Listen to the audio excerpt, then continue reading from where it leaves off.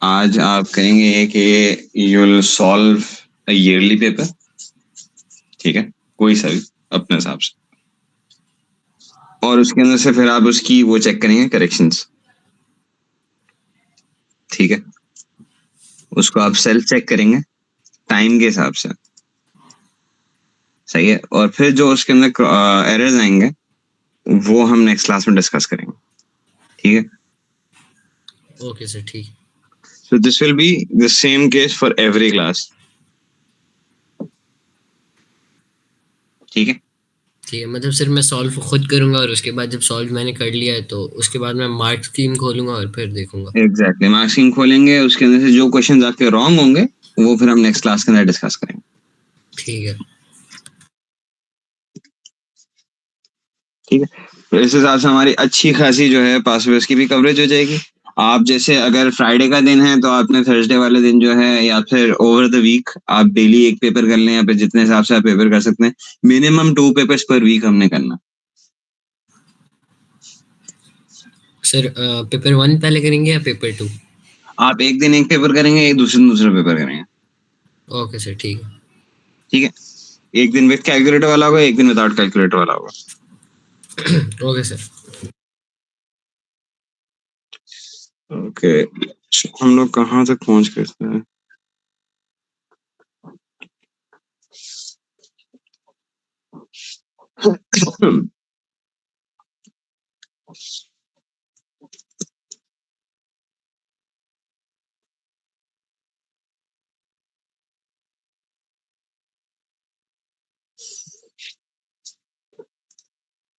अच्छा, हमने collecting data कर लिया था,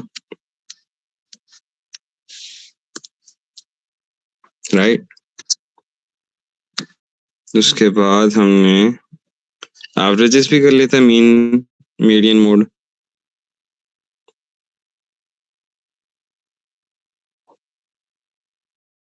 राइट।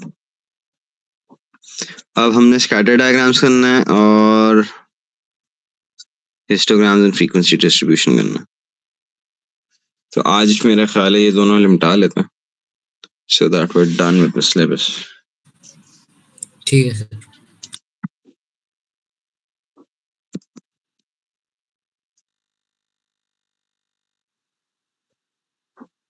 ओके, ये देखो, ये है स्कैटर डायग्राम्स का हमारे पास चैप्टर स्टार्ट हो रहा है, ये देखो। सो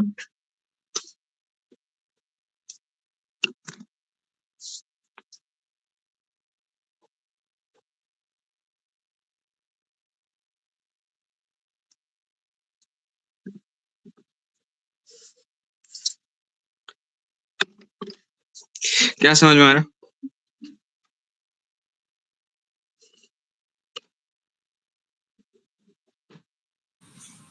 सर मतलब डॉट्स डालेंगे कोई डाटा रिप्रेजेंट करने के लिए।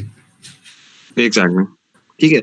इसके अंदर इफ यू सी कि हमारे पास एक अपवर्ड सी मूवमेंट चल रही है डॉट्स के अंदर, so that's called a positive correlation, right. तो दोनों वैल्यूज जो हैं एक दूसरे के साथ इंक्रीज कर रहे हैं, ठीक है। नेगेटिव कोरिलेशन क्या होती है? डाउनवर्ड स्लोप होगा। डाउनवर्ड स्लोप का मतलब क्या हुआ? एक वैल्यू इंक्रीज कर रही है तो दूसरी डिक्रीज कर रही है, राइट। नो कोरिलेशन के अंदर हमारे पास किसी किस्म का पैटर्न नहीं नजर आता। सर तो कर्व हो सकती है? नहीं, कर्व के अंदर भी आपको एक रिलेशन नजर आएगा। फॉर एग्जांपल ऐसे ऐसे पॉइंट्स नजर आ रहे होंगे, ठीक है। तो नहीं सर, आपको एक सर मतलब कि कर्व वाला पैटर्न हो सकता है इसमें? हो सकता है, ओके। उसमें भी हमारे पास पॉजिटिव कोरिलेशन नजर आ सकती है हमें, ठीक है। और इस तरह से अगर जा रही होगी तो नेगेटिव कोरिलेशन हो जाएगी। तो ऐसे भी जा सकती है, ऐसे भी जा सकती है, और ये वाली ऐसे भी जा सकती है।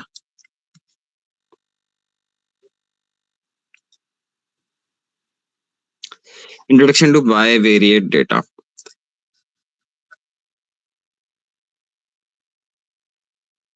यहाँ पे हमारे पास दो डेटा एक साथ चल रहे होंगे, राइट, सेल्स और टेम्परेचर के हिसाब से।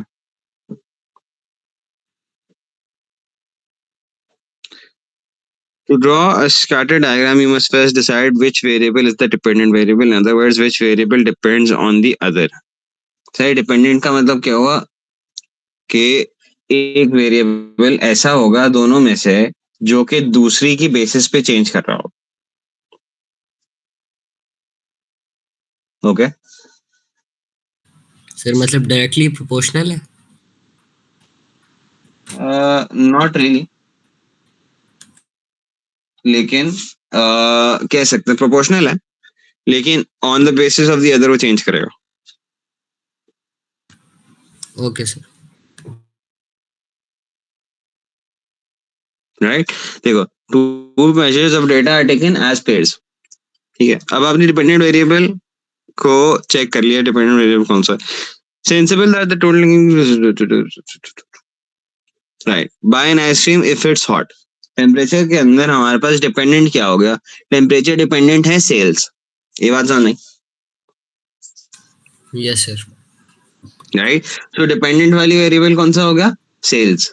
इंडिपेंडेंट कौन सा हो गया? टेम्परेचर, एक तरीके से. Right, sales are dependent on how hot it is. Okay. तो हम सेल्स को वाई एक्सिस पे रखेंगे और टेम्परेचर को एक्स एक्सिस पे रखेंगे. राइट, इसका एक आसान तरीका याद रखने का क्या है? इंडिपेंडेंट वाली हम कहाँ रखते हैं? एक्स एक्सिस पे. इसका एक इजी वे याद करने का क्या है? वो ये है कि आप हमेशा जब भी कोई भी अपना ग्राफ बनाते हैं with respect to time, time is always on the X axis. Why? Because everything is dependent on time. तो इसके अंदर टेम्परेचर के ऊपर डिपेंडेंट था सब कुछ, तो उसको हमने एक्स एक्सिस पे रख दिया. फिर हमने स्कैटर डायग्राम बनाया. ठीक है, अब स्कैटर डायग्राम के अंदर हमारे पास कौन सी रिलेशनशिप नजर आ रही है? Sir positive correlation. Exactly, positive.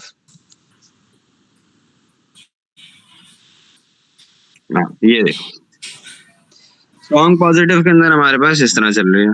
Right, week positive के अंदर हमारे पास थोड़ी अपवर्ड जा रही है. नो कोरिलेशन के अंदर कोई ऑब्जर्वेंट नहीं नजर आ रहा, कोई अपेरेंट रिलेशनशिप नहीं दिख रही दोनों वैल्यूज के अंदर. राइट, वीक वीक के अंदर ऐसे चल रहा है, उसके बाद स्ट्रॉन्ग नेगेटिव के अंदर ऐसे चल रहा है. अच्छा, इसके अंदर हम क्या देख रहे हैं? हम इनको वीक और स्ट्रॉन्ग क्यों कह रहे हैं? स्ट्रॉन्ग के अंदर क्या हो रहा है? कैन यू सी कि हमारे पास वैल्यूज जो है वो आपस में बहुत करीब है एक दूसरे से. Right, yes sir. ज्यादा बिखरी भी नहीं है ना. अगर हम यहाँ देखें तो यू कैन से कि हाँ पॉजिटिव कोरिलेशन है तो सही, लेकिन ज्यादा स्कैटर्ड है. Right, so it's weak. यहाँ पे भी ज्यादा स्कैटर्ड है, सो अगेन इट्स वीक. यहाँ पे सारे करीब करीब है, सो इट्स स्ट्रॉन्ग. आपको सपोर्ट ज्यादा मिल रहा है अपनी हाइपोथेसिस देने का कि रिलेशन कोरिलेशन है.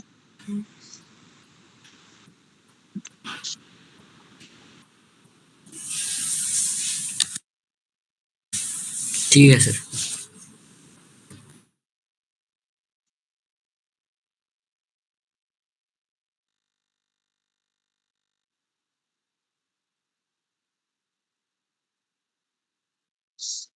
ठीक है,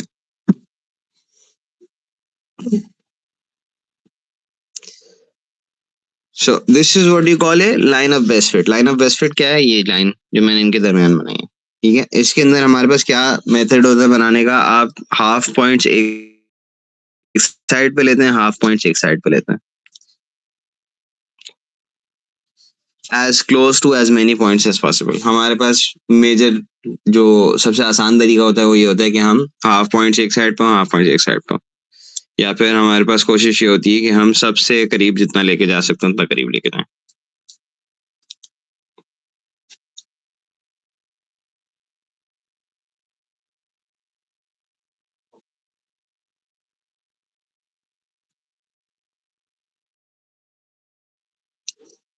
अच्छा, लाइन ऑफ बेस्ट फिट का फायदा क्या होगा? हम उसके थ्रू एस्टिमेशंस निकाल सकते हैं एस्टिमेशंस मतलब वैल्यूज की। वैल्यूज की। फॉर एग्जांपल हमने एक ट्रेंड बना लिया, राइट? हमारे पास लाइन, ये हमारे पास एक पॉजिटिव कोरिलेशन चल रही थी, राइट? ठीक है, हमने उसके हिसाब से लाइन ऑफ बेस्ट फिट बना दी और आपने उससे जज कर लिया कि अगर हमें 27 डिग्रीज के ऊपर टेम्परेचर पता करना है तो हमने 27 डिग्री से एक स्ट्रेट लाइन यूं खींच ली यहाँ तक. नाउ वी नो कि इट वुड बी, सेल्स हमारी होती है राउंड अबाउट $560.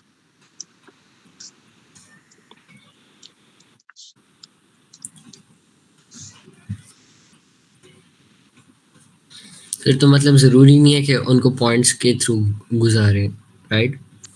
नहीं, जरूरी नहीं है. Okay. As close as possible होनी चाहिए ना लाइन ऑफ बेस्ट फिट. ये देखो, ये हमारी लाइन ऑफ बेस्ट फिट यहाँ की बनी हुई. ठीक है, सो हमारे पास इस पूरे चैप्टर के अंदर सिर्फ ये है. अब मुझे बताओ यहाँ कौन सी रिलेशनशिप है? सर पहले वाले में तो वीक पॉजिटिव है।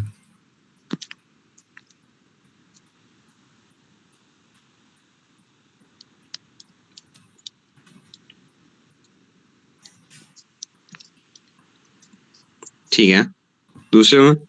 Sir no correlation.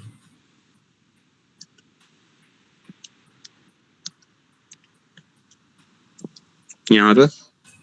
Sir weak negative.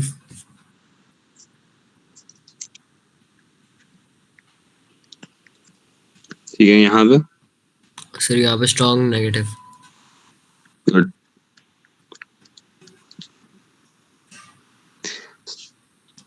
ठीक है, अब यहाँ पे ये वाला क्वेश्चन जो है, I would want you to solve this on your own. Question 2 और 3.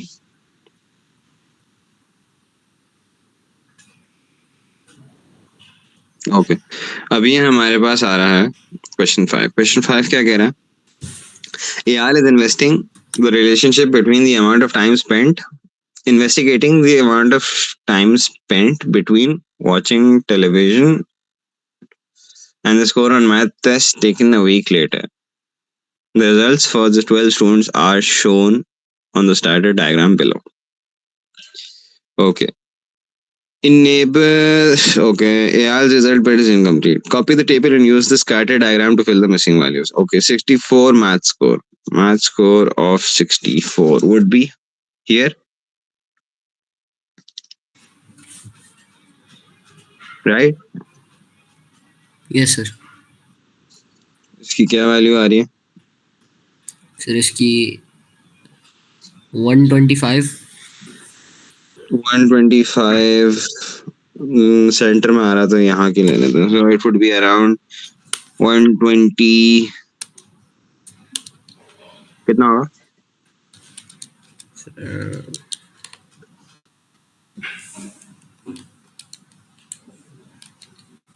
सर 125 ही होगा। 125 तो यहाँ पे आएगा, राइट? अगर हम इसका सेंटर लेंगे सो वी कैन से 124 ले लेता, राइट?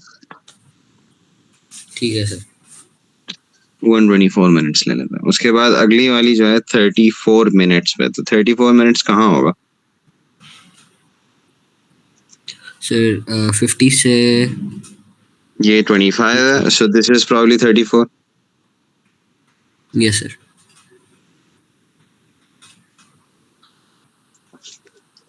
तो ये कितना होगा स्कोर? सर ये तकरीबन 90। Round about 90.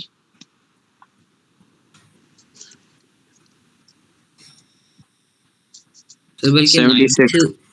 सर 90 से ऊपर नहीं होगा ये वैसे? 90 से ऊपर होगा, मोर और लेस यहाँ पे होगा. तो you could give this score. तो कितना होगा? सर तो ये 95 होगा या 4 होगा? देखो हमारे पास कितना है, 5 का सेट है ना, और हमारे पास कितना उसमें ट्रैवल कर रहा है, तो कितना है, एक बॉक्स कितना है? सर अगर 5 बॉक्सेस 20 है तो एक बॉक्स जाहिर सी बात है 5 होगा। सोचो।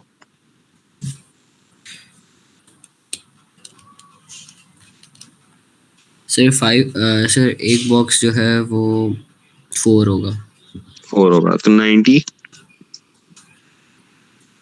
सर तो 94।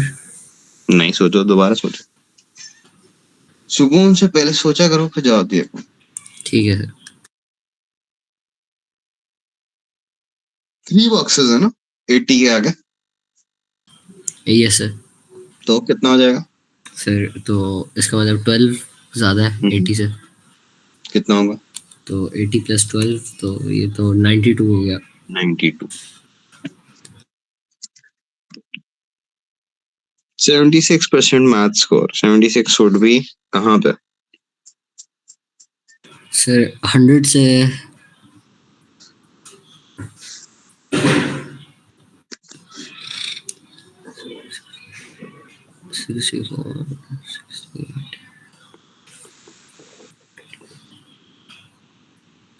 सर 80 से एक बॉक्स पीछे। या यस सर। सो कितने मिनट्स हो जाएगा ये?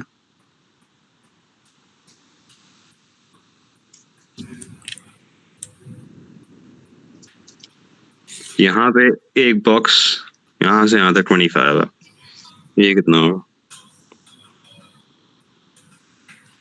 सर ये होगा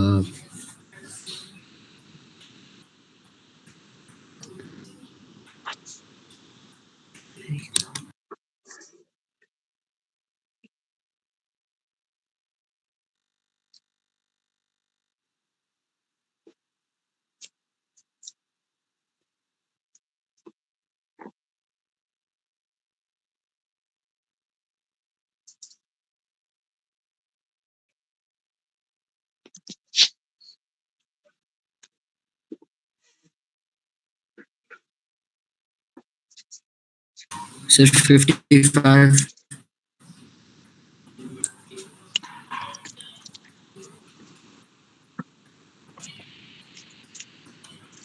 थोड़ा सा ज्यादा है 55 से।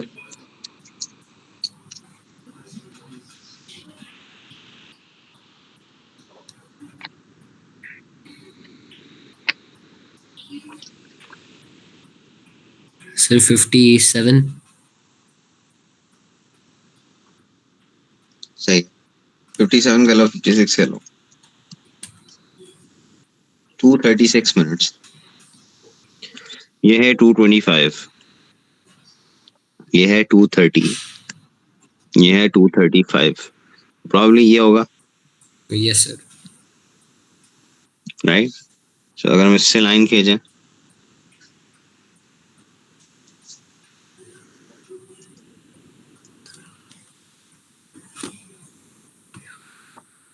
सर 28।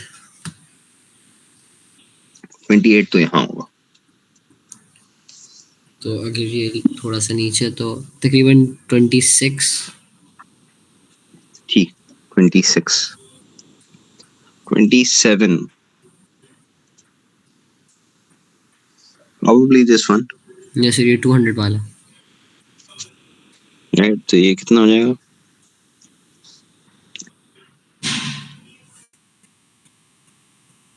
सर 201। चलो 201 ले लेना। ठीक है। कोई कोरिलेशन दिख रहा है अपेरेंटली?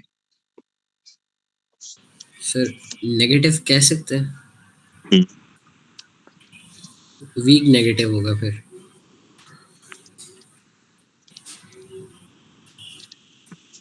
ठीक है, विच वुड मीन, अगर हम इसको डिस्क्राइब करें इन वर्ड्स,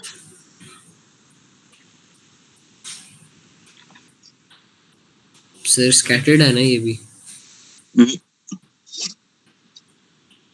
अगर हम इसको डिस्क्राइब करने लगे तो वी से कि with increasing time in watching TV there is a decrease in math scores.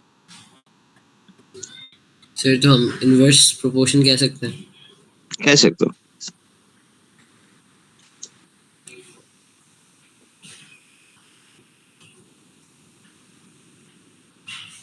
Sir paper में एक सवाल आया था 9 में, तो उसमें क्वेश्चन ये था, वो आइसक्रीम वाला, जैसे अभी पिछला क्वेश्चन था कि टेम्परेचर इंक्रीज, तो उन्होंने उसमें रिलेशन मांगा था टेम्परेचर इंक्रीज और सेल्स ऑफ आइसक्रीम का, तो उसमें मैंने डायरेक्टली प्रोपोर्शन लिखा था, तो वो सवाल मेरा ठीक किया था उन्होंने।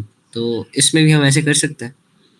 कह सकते हो डायरेक्टली प्रोपोर्शनल, वहां पे इस तरह डायरेक्टली प्रोपोर्शनल कर सकते हो, क्योंकि आपके पास जितना टेम्परेचर इंक्रीज होगा उतनी आपकी सेल्स भी इंक्रीज होंगी। यहाँ पे आपके पास इनवर्स रिलेशन है, कह सकते हो, बिकॉज आपके पास जितना टाइम इंक्रीज हो रहा है टीवी देखते हुए, उतना आपका स्कोर डिक्रीज कर रहा ठीक है, तो मतलब इस सिचुएशन में हम इसको इनवर्स प्रोपोर्शन लगा सकते हैं। है। Yes. Okay.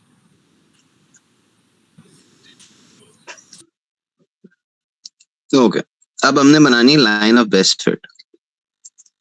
So line of best fit के लिए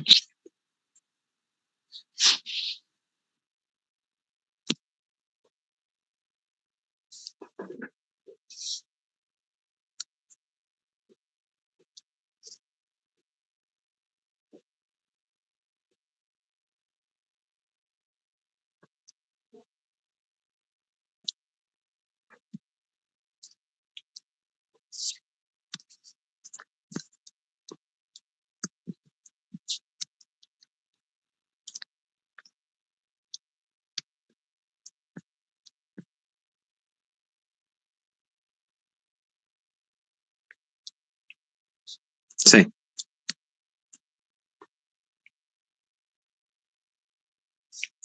ठीक है।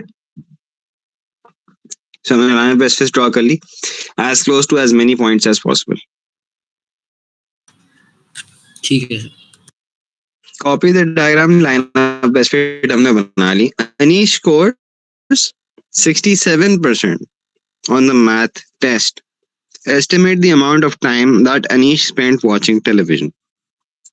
तो हमारे पास 67% का स्कोर है। 67 would be somewhere around here.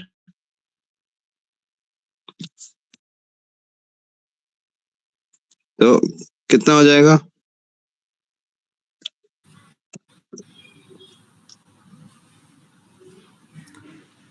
Sir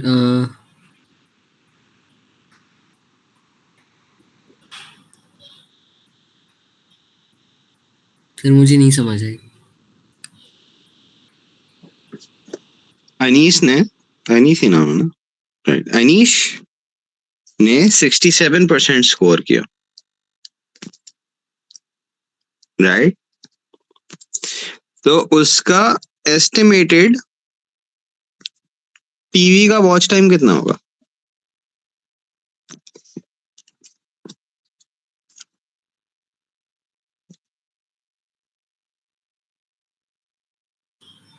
sir 100 हो सकता है।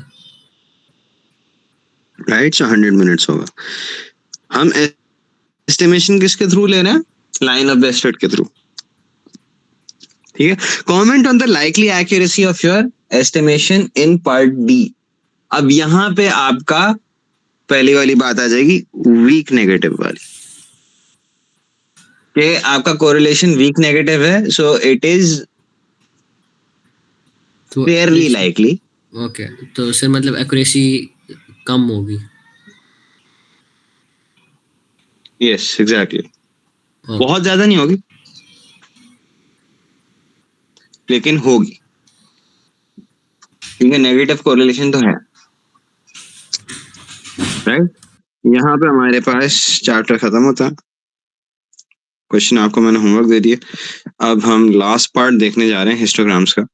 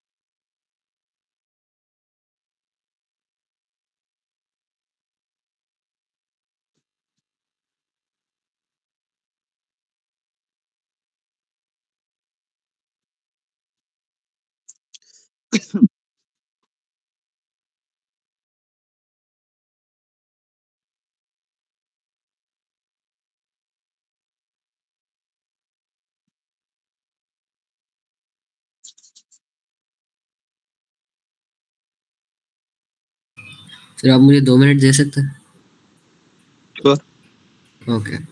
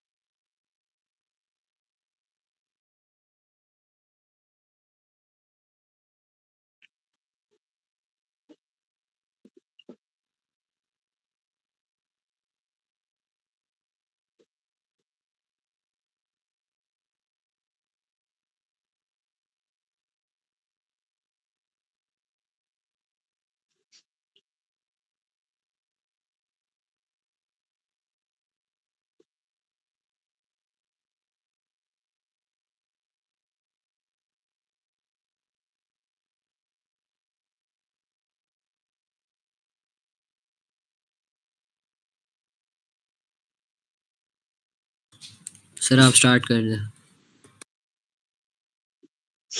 Okay, ये देखो ये histogram होता है.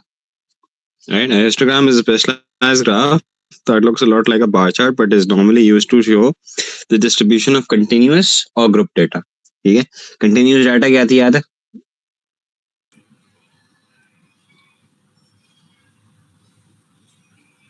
सर जैसे एज हो गया। Right. So age है, height है, इनके अंदर continuous होती है data. Right. The horizontal scale is continuous and each column drawn above is a class interval. For example, हमारे पास एक class interval क्या होगी 0 to 5. 0 to 5 के अंदर हमारे पास एक range है. Right? 1, 2, 3, 4 इनके अंदर जितने बच्चे होंगे age वो सारे इसमें accumulated. ठीक है, within this.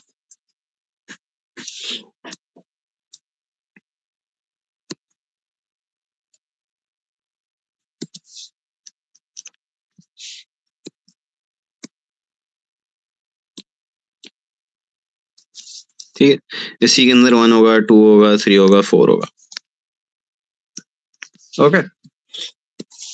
So moving forward, there are no spaces on between the bar charts on the curve graph's horizontal scale is continuous. The frequency relating to the class interval is 0. You won't draw a bar in the class, so there will be a gap in the bar. ठीक है, आपके पास bar graph के अंदर बीच में gaps होते हैं, इसमें gaps नहीं होते. ठीक है, और आपके पास यहाँ से एक कंटिन्यूअस डाटा यू चल रहा. ठीक है,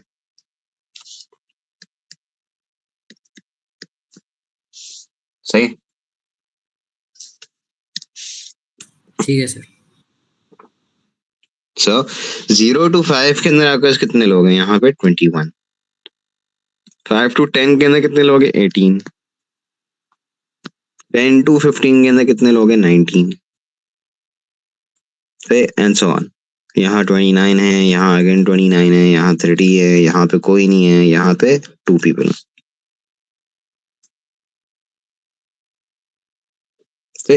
लेस देन 5 मीटर टॉल के अंदर कितने आ जाएंगे? 21. सिंपल आंसर नजर आ रहा है, राइट? 21 से पहले पहले. ठीक है, आर 20 meters और taller. What is the most common height of a tree? What is the most common height of a tree? आपके पास यहाँ पे ये रेंज है, राइट? जब पार्ट बी के अंदर आपके पास रेंज दे देंगे आप, ये फ्रॉम 25 to 30.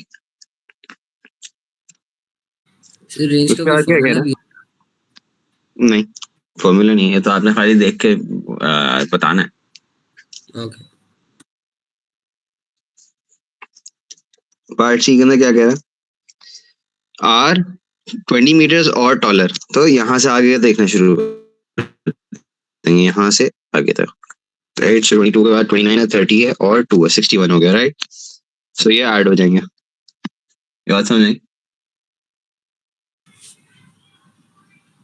सर आप दोबारा समझा दें। दोबारा बता दूं, वो कह रहे हैं कि 20 से ज्यादा तो 20 या 20 से ज्यादा तो इससे आगे के जितने होंगे वो सारे आ जाएंगे। तो हमारे पास 29 ट्रीज हैं इस रेंज के अंदर, फिर 30 ट्रीज है इस रेंज के अंदर, यहाँ पे कोई नहीं है, और यहाँ पे 2 ट्रीज है इस रेंज के अंदर, तो 29 + 30 + 2 will give you 61। सही है? ठीक है सर। ठीक है। Why do you think the class intervals include inequality symbols? ये वाली समझ में आ रहा है? Continuous data है ना? यस सर, तो उन्होंने हमें बेसिकली रेंज भी दी हुई है ना इसमें, इसलिए यूज किया है। ओके ठीक है।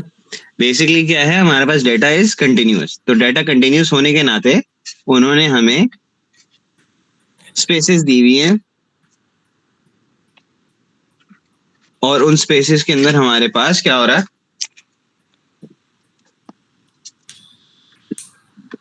ये इंटरवल्स दिए हैं, राइट। सो उन स्पेसेस के अंदर जब इंटरवल्स दिए हैं तो उसके हिसाब से हमारे पास रेंजेस हैं, और इसी वजह से हमारे पास बार्स के बीच में स्पेस नहीं है।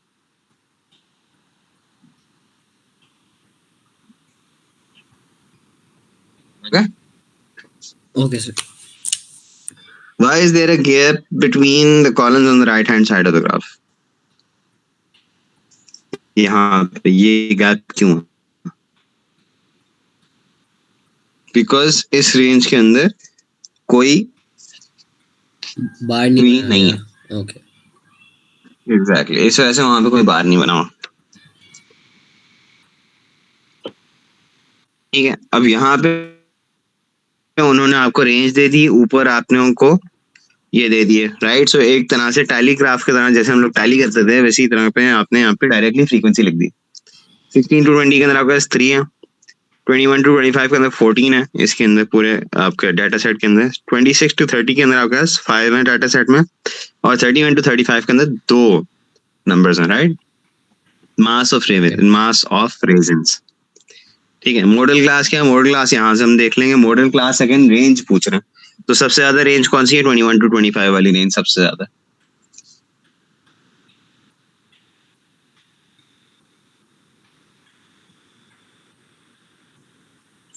जो इंस्टाग्राम पे शो रिजल्ट है, आपने इंस्टाग्राम बना दिया।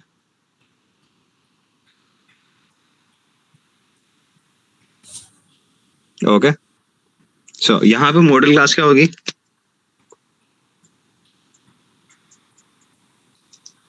सर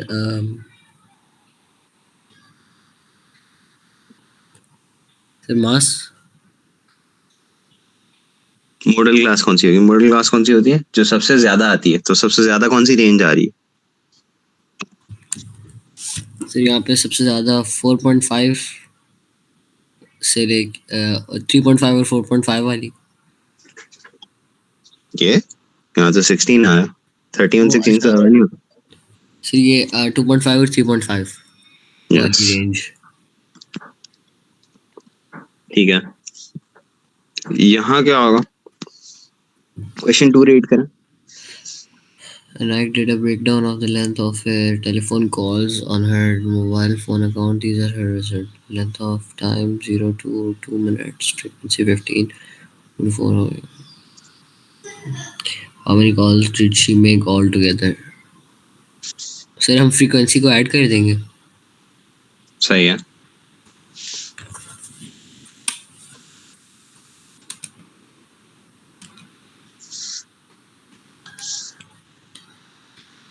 यहाँ पे पार्ट बी के अंदर लेस देन 2.5, तो लेस देन 2.5 वाली रेंज क्या होगी? यहाँ पे,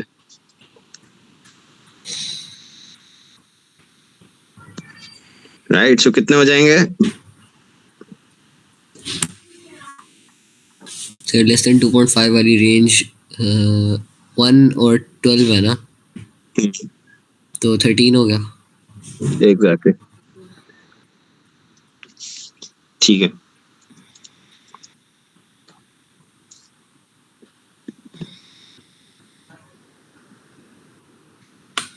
सर यहाँ ए पार्ट का आंसर 142 है क्वेश्चन 2 का। सही है, ठीक है।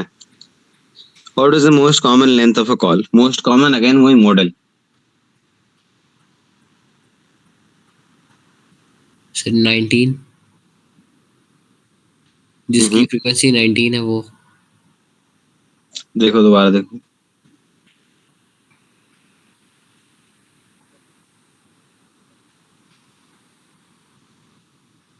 दोबारा चेक करो।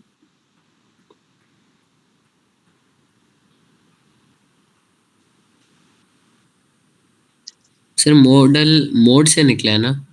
यस, और मोड कौन सा होता? सर मोड वो होता है जो सबसे ज्यादा आया। एग्जैक्टली, तो सबसे ज्यादा फ्रीक्वेंसी किसकी है? सर 19 ही है सबसे ज्यादा फ्रीक्वेंसी, 43 है सॉरी। यस, तो वो कौन सी रेंज है? Sir 2 to 4। यस। अगला पार्ट क्या कह रहा? हिस्टोग्राम वह बनाने के लिए, ठीक है।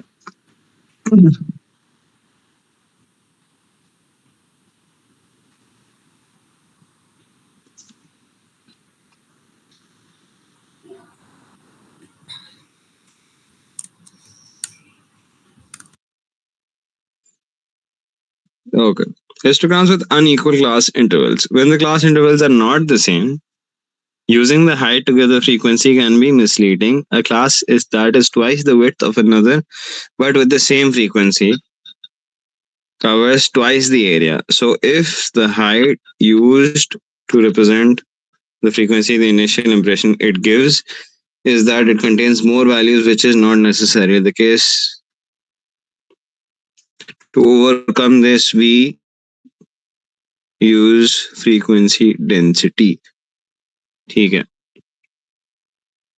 चलिए देखो यहाँ पे क्या बात क्या है।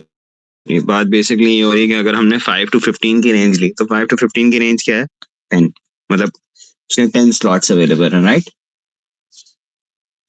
और अगर अगेन हम देखें 15 to 20, तो यहाँ पे स्लॉट्स कितने हैं? बस 5 स्लॉट्स हैं। 20 to 25 अगेन 5 स्लॉट्स हैं। 25 to 40 15 स्लॉट्स हैं। सही है, ठीक है, बात समझ आई? ठीक है सर। तो आपकी क्लास विड्थ जो है, इसको हम कहेंगे क्लास विड्थ।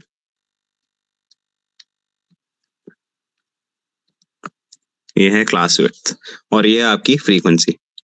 जब हम इनको डिवाइड कर देंगे फ्रीक्वेंसी ओवर CW, आपको मिल जाएगी फ्रीक्वेंसी डेंसिटी, जो कि आपको एक मोर एक्यूरेट रिप्रेजेंटेशन देगी, राइट? फॉर एग्जाम्पल अगर हम यहाँ पे देखें 4/10, तो ये आ गया 0.4, ये हो गया 1.6, ये हो गया 1.4, ये हो गया 0.4। सही। अगर हमने इसका हिस्टोग्राम बनाया तो इस तरह बनेगा, अगेंस्ट फ्रीक्वेंसी डेंसिटी। अगर हम फ्रीक्वेंसी के हिसाब से बनाए तो this looks far more, this looks far less, ठीक है। ये this is a bit more accurate.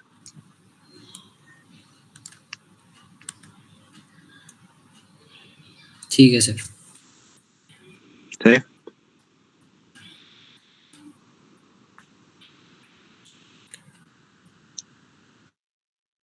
तो अगेन यहाँ पे आपका फ्रीक्वेंसी डेंसिटीज अलग है।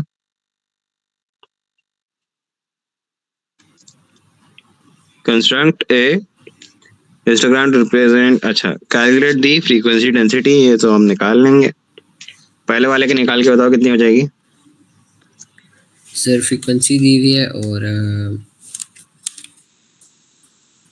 100 से, सर ये 100 आ गया।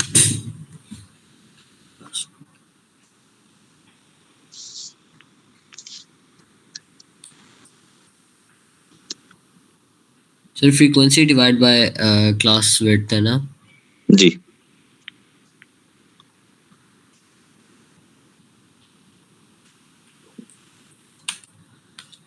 सर ये 0.18 आ गया। Exactly, good.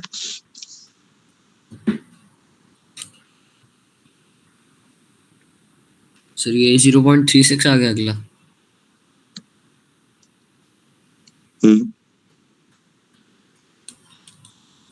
सर 0.64 अगला आ गया. ठीक है.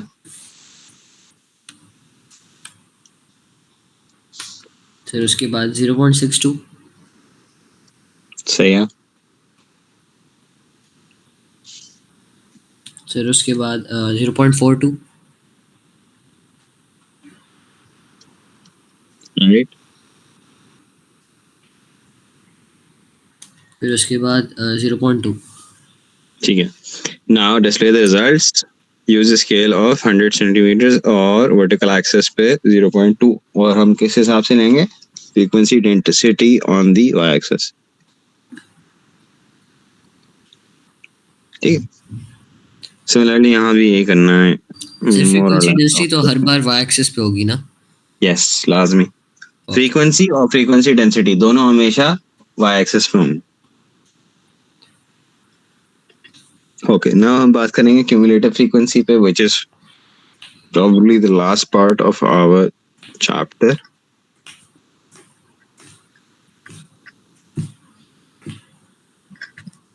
Right.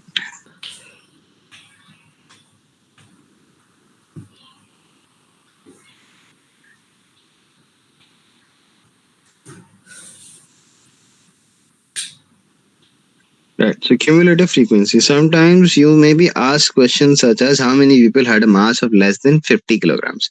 How many cars were traveling above 100 kilometers per hour? How many students scored less than 50% on the test? In this, you use cumulative frequency or a cumulative frequency curve. ठीक है. To answer questions about data, okay. You can also use the cumulative frequencies to estimate and interpret the median value of other positions of a data set. Cumulative frequency tables, ठीक है. Running total. Okay. Cumulative frequency के अंदर ना पिछला वाला add होता रहेगा. ठीक है. जैसे हमारे पास अगर 4 है फर्स्ट और नेक्स्ट वाला 5 है, तो ये हो जाएगा 4 + 5 9. उसके बाद अगर ये वाला 3 है तो 9 + 3 12.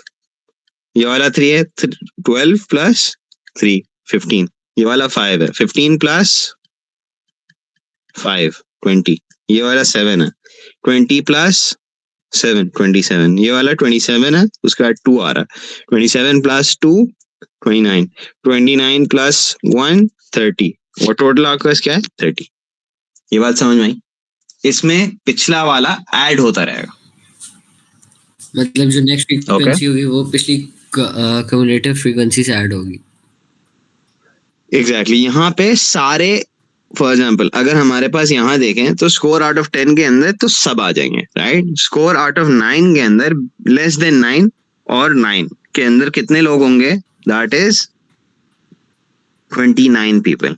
फिर 8 एंड लेस देन 8 कितने लोग होंगे? 27 people. Okay. 7 and less than 7 के अंदर कितने हो जाएंगे? 20. ठीक है, समझ में आ गई बात? ठीक. Make sense? Yes sir. Each entry in the cumulative frequency is calculated by adding the frequency of the current class to the previous cumulative frequency, or by adding all the frequencies up to and including the current class. दूसरा तरीका क्या होगा?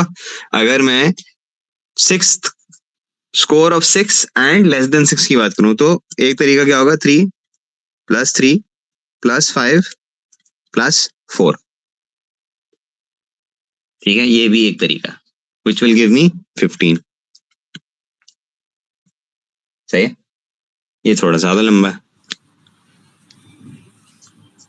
Right. ठीक है. Draw cumulative frequency distribution. Okay, यहाँ पे अच्छा ये किस तरह होगा? यहाँ पे हमारे पास अगर हम CF निकाल लें तो CF यहाँ पे पहले वाले की 20 होगी, दूसरे वाले की 60 हो जाएगी, सेकंड वाले की 120 हो जाएगी, बिकॉज ये प्लस होगा, ये प्लस होगा. अब ये प्लस होगा तो ये कितना हो जाएगा 200, ये प्लस होगा तो ये कितना हो जाएगा 250, और हमारे पास टोटल क्या है 250, 250। राइट? गुड, समझ आई? Okay sir. सो ये आ गया हमारे पास नीचे। फिर वो क्या पूछ रहा है, determine which class interval contains the median height. Median height 15 to 25 कह रहा है। क्यों? बिकॉज यहाँ पे आपके पास 125 to 200 आएगा, 125 to 250 आएगा विद इन दिस रेंज, सही है। और मीडियन कौन सा होता है? बिल्कुल बीच वाला, which is 125,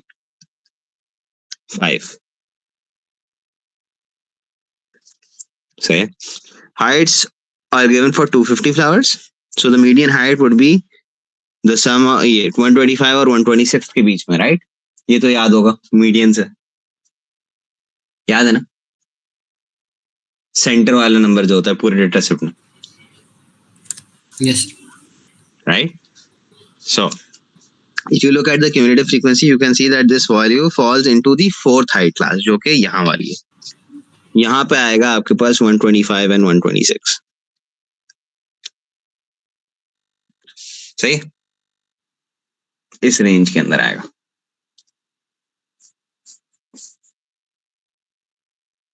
When you plot the cumulative frequencies against the upper boundaries of each class interval, you get a cumulative frequency curve.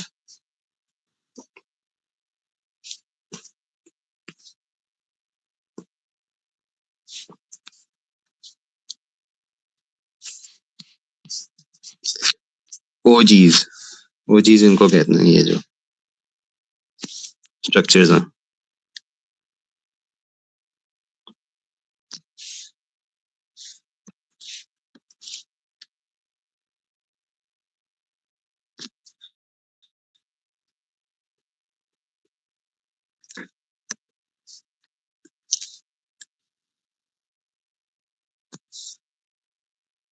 सही, ठीक है sir.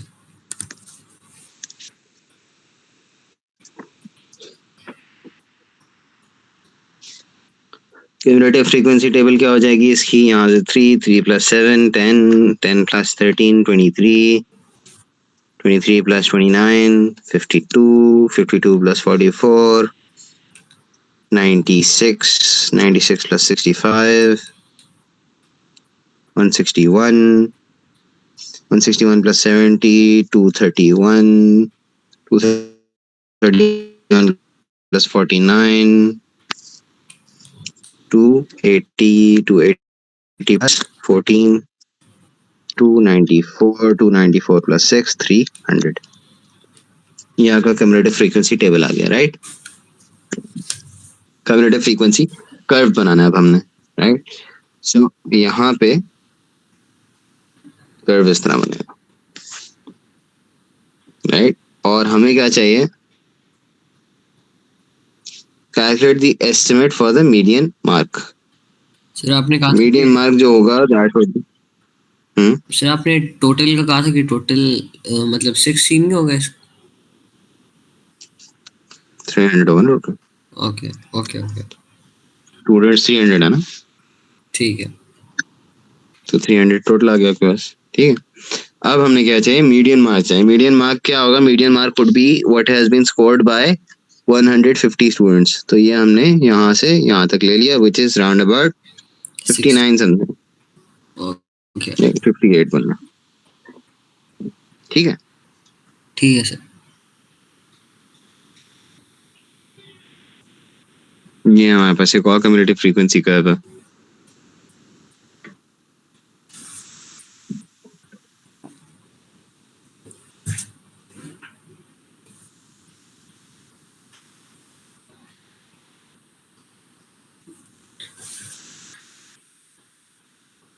Twenty bean seeds were planted. You will need, अच्छा, find an estimate for the mean height. Mean height क्या होगी? Mean height is average, तो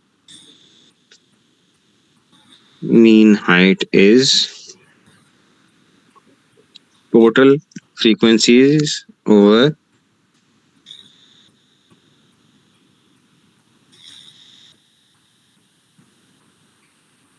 sir FX mid point है.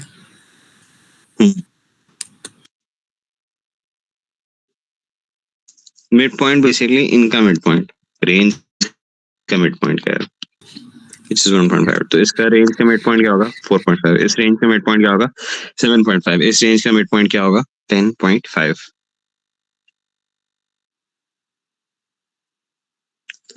तो total FX क्या हो जाएगा?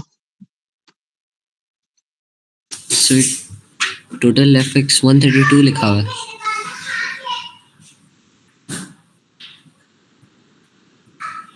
Okay mid point. ये मल्टीप्लाई किया, सॉरी मिड पॉइंट तो x है, टोटल एफएक्स यहाँ पे होगा 132 आएगा, राइट. Yes sir. तो इनको मल्टीप्लाई किया फ्रीक्वेंसी से, ठीक है. तो मिड पॉइंट को फ्रीक्वेंसी से मल्टीप्लाई किया तो 3 आ गया. फिर इससे आपको क्या मिल रहा है, ये आपके सेंटीमीटर्स में आ रहा है ना, ठीक है. और क्यूमुलेटिव फ्रीक्वेंसी जो है वो आपके पास, फ्रीक्वेंसी जो है वो तो आपके पास 20 हो जाएगी, क्योंकि आपका टोटल डाटा सेट क्या है 20 का सेट है, सही है. ठीक और है. ये आपके पास कितना आ रहा है, ये आपके पास टोटल अपेरेंट लेंथ है, सही है. ये हम एक्यूरेसी बढ़ाने के लिए पहले हम मिड पॉइंट लेते हैं, फिर मिड पॉइंट को फ्रीक्वेंसी से मल्टीप्लाई करते हैं. रेंज का mid point multiplied by frequency which gives you fx. fx का टोटल जो होगा वो हमें देगा टोटल अपेरेंट लेंथ, एक तरीके से जो भी हमारे पास होगा उस क्वेश्चन के लिए. सर टोटल ठीक है, अपेरेंट लेंथ क्या होती है? टोटल अपेरेंट लेंथ, इस क्वेश्चन के लिए हम टोटल अपेरेंट लेंथ ले रहे हैं. वो हमारे पास जिस तरह हम टोटल ओवर वो करते हैं ना, एवरेज निकालना है ना, right. Yes sir. Right, average के लिए हम क्या करते हैं, सर उनको ऐड कर देते हैं.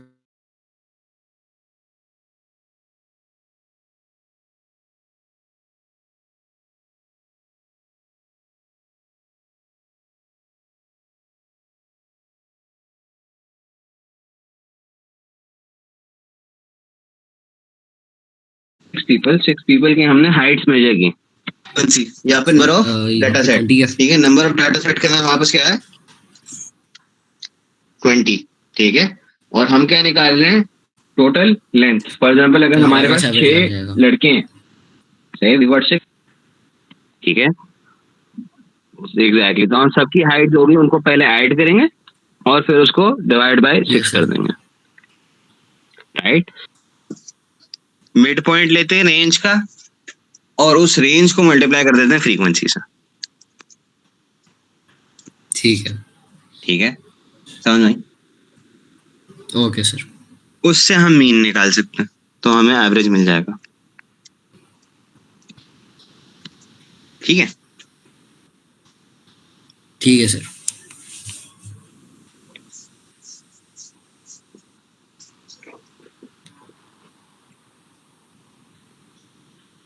Again estimate for median height किस तरह निकाल लेंगे, 10 जहां पे फॉल करेगा वहां पे हमारे पास एस्टिमेट फॉर मीडियन हाइट आ जाएगी विच इज 7 यहाँ पे. Median height is the 10th value, ठीक है. What I want you to do is question number 1 and 2 homework में, ठीक है.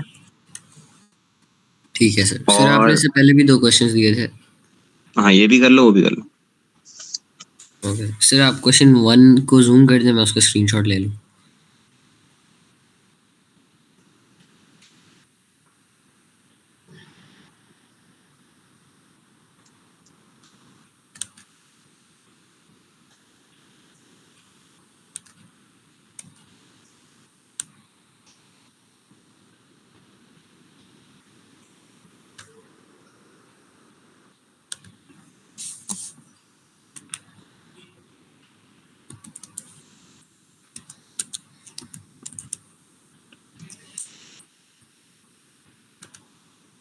सर क्वेश्चन 2 दिखा दो.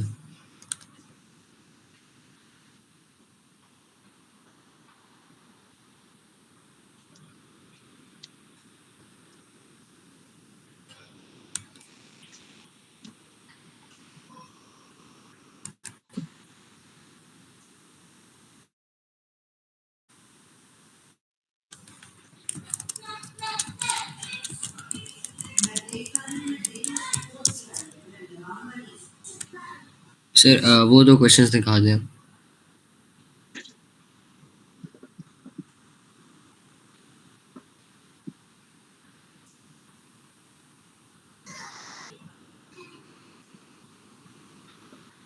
कौन सा वाला था? सर वो पिछले वो चैप्टर 16 में से था।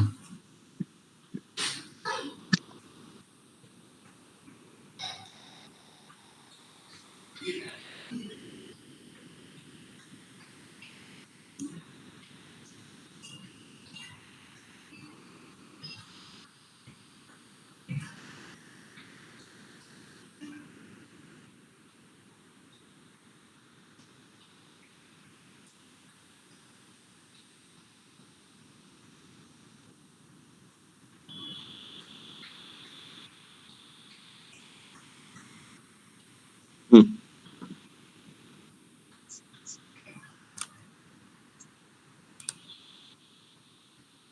ओके। Okay sir.